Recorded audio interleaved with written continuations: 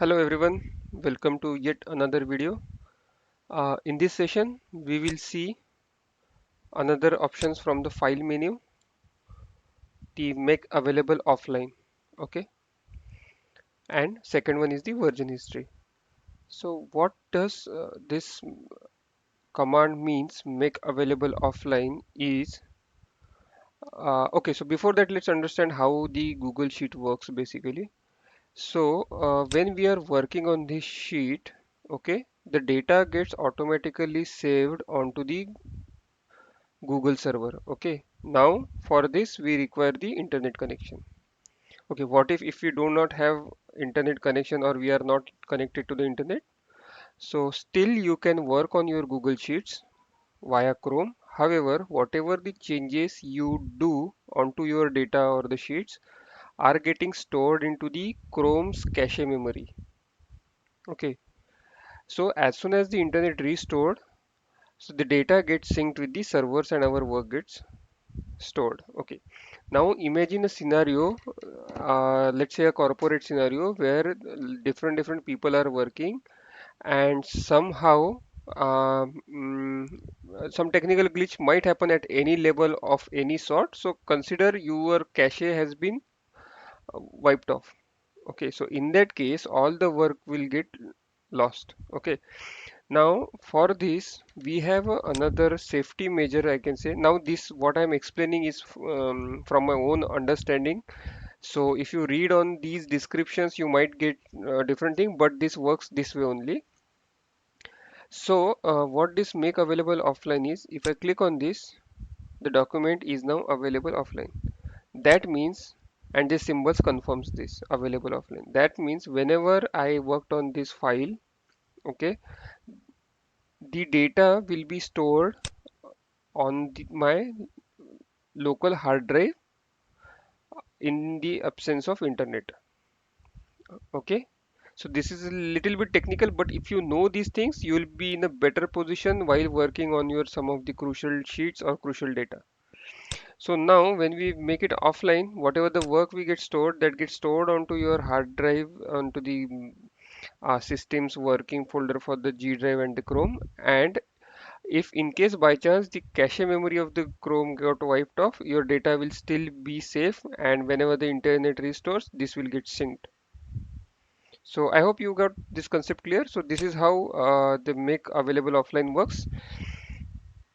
Okay. So next is the version history. Okay. So version history, say for example, I have this data. Okay. So company 124, and there are different applications of this command. So let me first explain you the command and then we jump on to the applications. So version history is nothing but we can create the version of this data, not the file. If we wanted to create the versions of the file, we have another module which I have already covered in the same tutorial session. In the earlier video, you can go and watch this to create the versions of the files, the backup.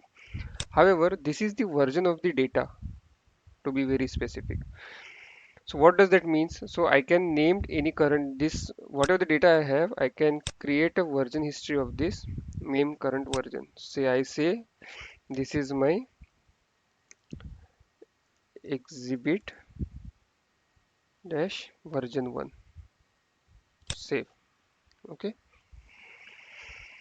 So for example, now I am updating this data. So for example, I have added another column here, say predicted 2021 sales. So what I'm saying is I can expect a 10% of growth on this data. Okay, right? So my column has been updated. Got it? Okay, so I kept on working on like this, and now I wanted to save this data as an another version. Okay, now there are different scenarios when in the corporate environment that you need to switch between the earlier data versus the next data sets, so on and so forth. So this in this case this is very handy. It's a kind of application of this command.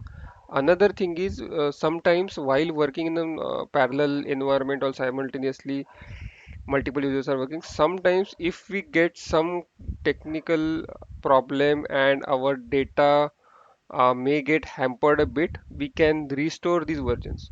So for example, let me save this version history as exhibit v2. Okay, and then again I am started working on this data to further predict this for 2020.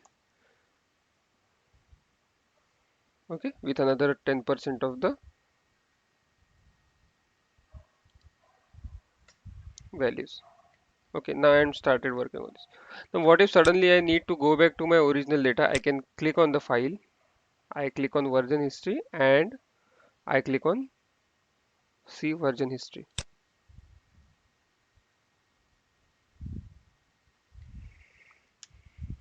See here exhibit 1 when I have created, and who has created it if there are multiple people working on this file. If I click on this, it will restore the